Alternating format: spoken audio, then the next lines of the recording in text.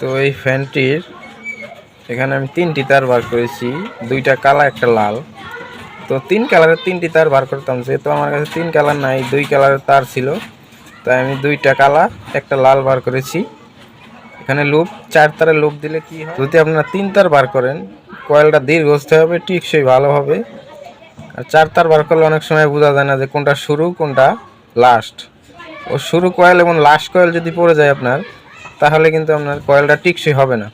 তো আমরা ভিতরতে যদি 3 তার বার করে নিই তাহলে আমার কয়েলটা দীর্ঘস্থায়ী হবে, টিকসই হবে। তো কীভাবে 3 তার বার করবেন, এইখানে লাশ মাথা, এইখানে লাশ মাথা, তো স্টার্টিংয়ের লাশ রানিংয়ের লাশ দুইটা একত্রে করে দেব।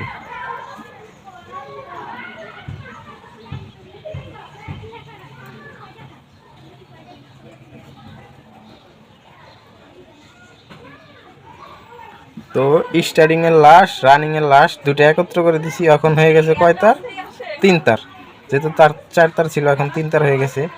এখন এখানে আছে রানিং একটা, স্টার্টিং একটা। তো আমরা এখন এটা হয়ে গেছে কমন, এটা ডাইরেক্ট নিউট্রাল উপরে উঠে যাবে, এটার সাথে কোনো কানেকশন হবে না। আর এই যে এখানে দুটো দেখা গেছে, এই দুইটার সাথে রানিংয়ে ক্যাপাসিটার কানেকশন হবে উপরে। তো আমি কানেকশনটা করে নিচ্ছি, লালটা আমি কমনে লাগিয়ে নিচ্ছি।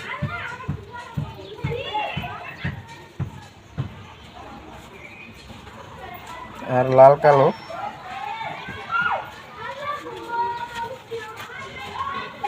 এখানে লাগিয়ে নিচ্ছি, যেহেতু আমার কাছে 3 কালার তার ছিল না।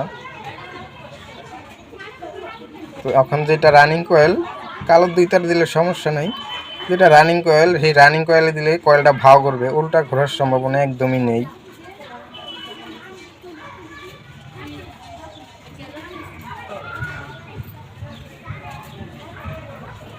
এই যে আমার 3 তার বেরিয়ে গেছে, 1 2 এবং 3।